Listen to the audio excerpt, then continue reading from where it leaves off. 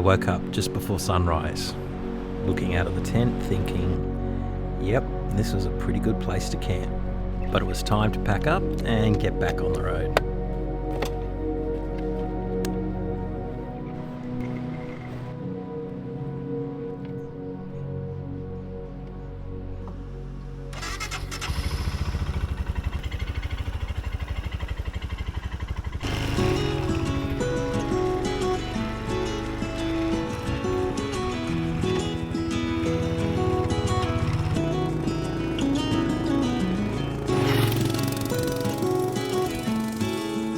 I made my way along the dirt track to get back out onto the main road.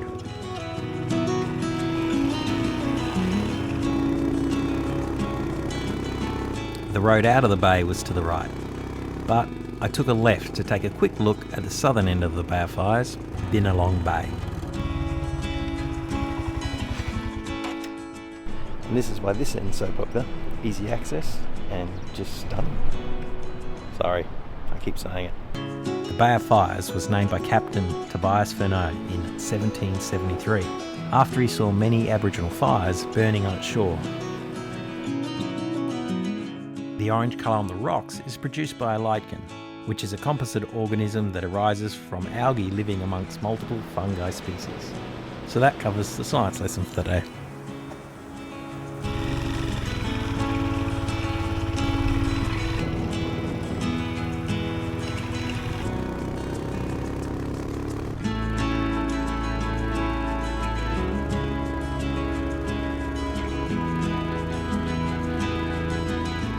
I rode through St Helens, then I took a right turn so I could keep heading north along the coast.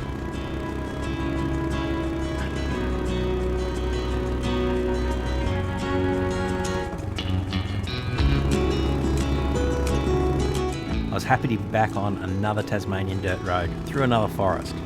This one they were doing maintenance on.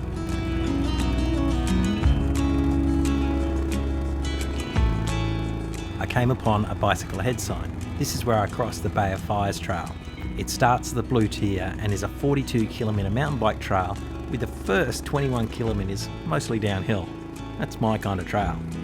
It is one of the many trails, along with mountain bike parks like Medina, Queenstown, Derby, that make Tasmania the mecca of mountain biking in Australia.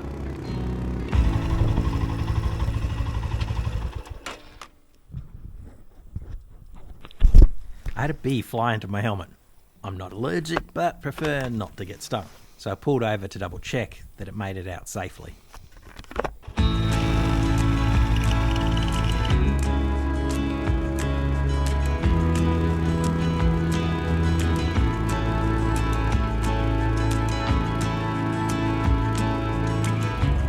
Tasmania is known for its outdoor adventure activities. It looks like you can kayak down the Anson River if you like.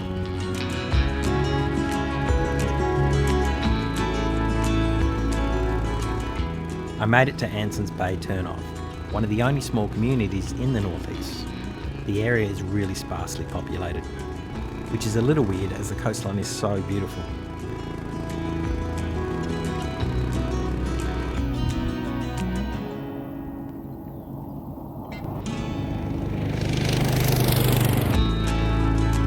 I was making my way towards Cape Portland, the tip of the northeast point of Tasmania.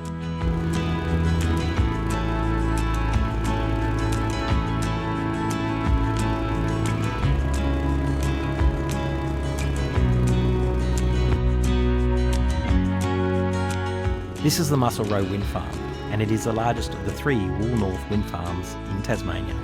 It has 56 Vestas V9 wind turbines, giving a total installed capacity of 168 megawatts. The towers are 80 metres high with blades that are 44 metres long. It produces about 5% of Tasmania's electrical energy needs.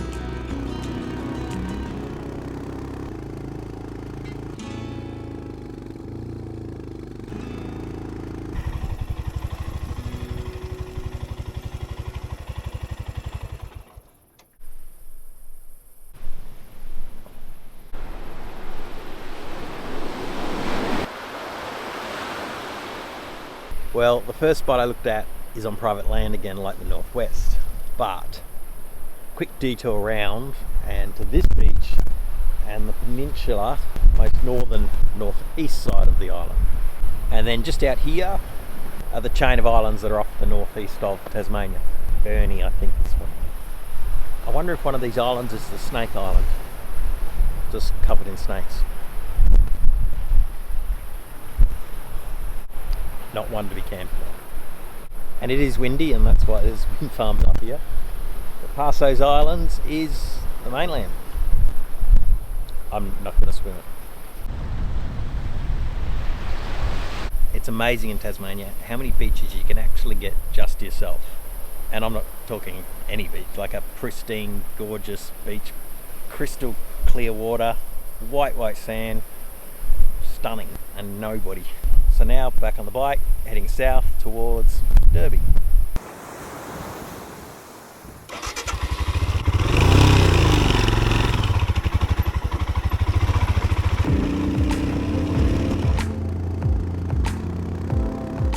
I was intrigued if I'd actually be able to hear the wind turbines, so I pulled over. I could barely hear the faint sound of wind passing the blades and a low hum, but I really had to focus on it. Maybe you need to be closer to really hear anything.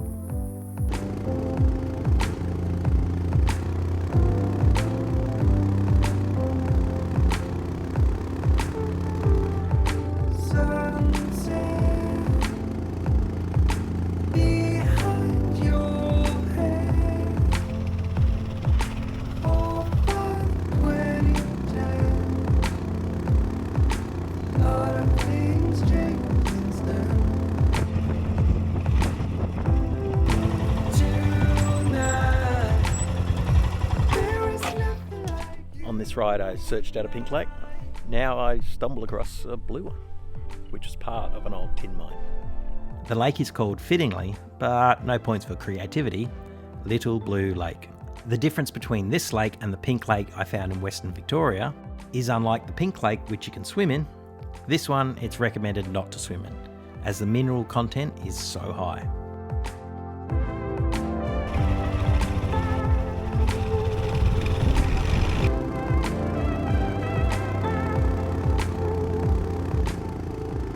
This is the town of Piney, and it is like a lot of small towns in Tasmania, which were established around a mine, but the mines have since closed down, leading to the town's population dropping and the vibrancy and opportunity disappearing.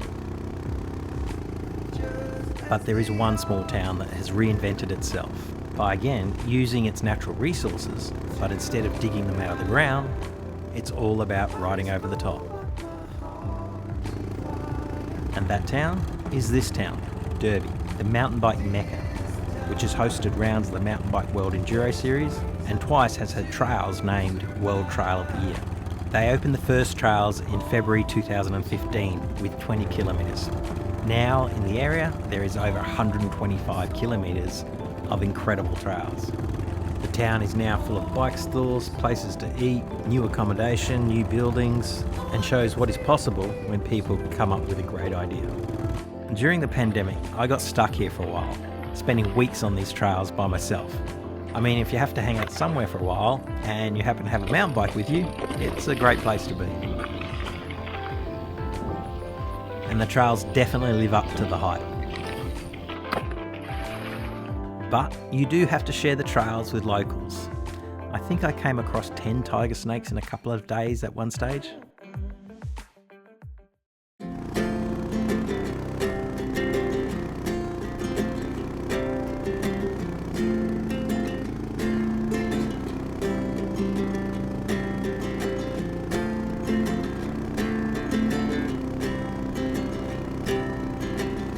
I then spotted something I'd been searching for the whole trip on the left-hand side, so I pulled over.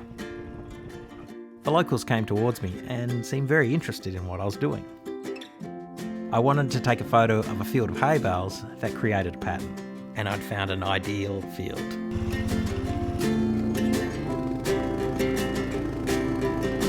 The next place I wanted to check out was Low Head at the mouth of the Tamar River. I spotted what looked like a shortcut on the map, so I took it.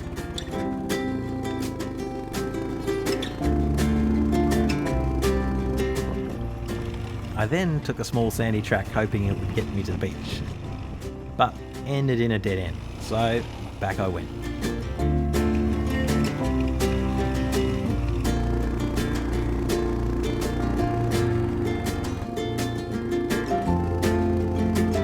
Side note here, at the Lowhead Conservation Area, you can watch the Lowhead Penguin Colony come ashore to their burrows each night.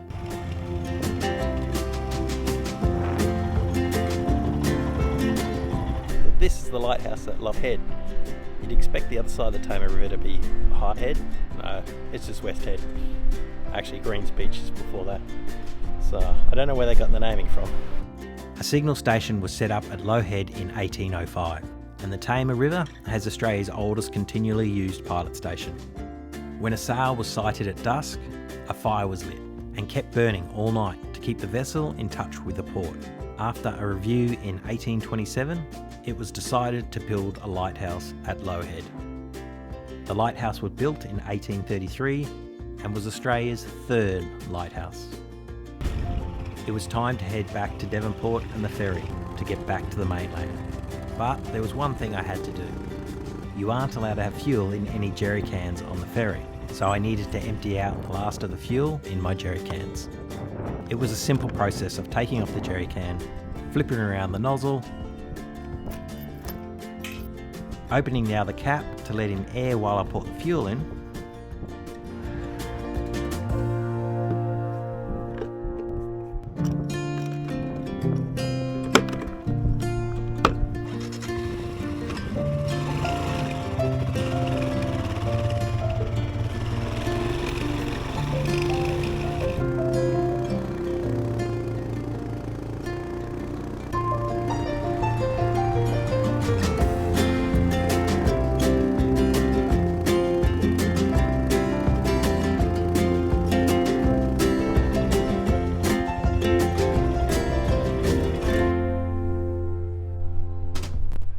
made it to Devonport, the caravan park at Mersey Bluff, I think it's called. I'm bad with names. Yeah, I think it's called Mersey Bluff. And yeah, just to set up tent and then nothing really until the morning. Campsite's pretty good, right on the water, although my next door neighbours is a graveyard. Sure, I'll be fine. The bonus is there should be no noise. And anyway, there's a fence between me and them. It was time to pitch the tent.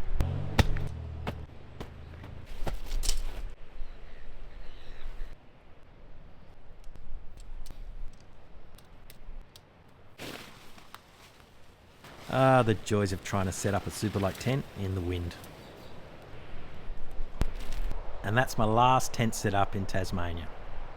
I've had this tent since 2016 from doing through hiking in California.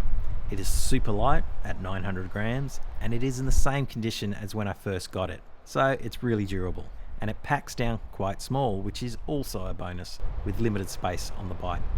And the bike? Well, so far it has been perfect for the type of riding I'm doing, exploring. It's comfortable to sit on, the standing position is good for off-road, it's good on dirt roads and trails, it sits on highway speeds fine, although I try to avoid highways, as they're not normally where all the interesting stuff is. So yeah, it's pretty perfect for my type of riding.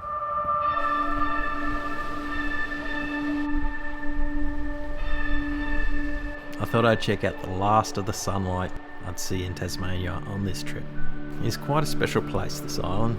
I've used the word stunning way too many times to describe places. But that's what happens when you see each new place. Your jaw drops, you don't speak, you just stare at the beauty of the place. I got into my tent, and as I laid there, I was excited for what the next chapter of this journey would bring.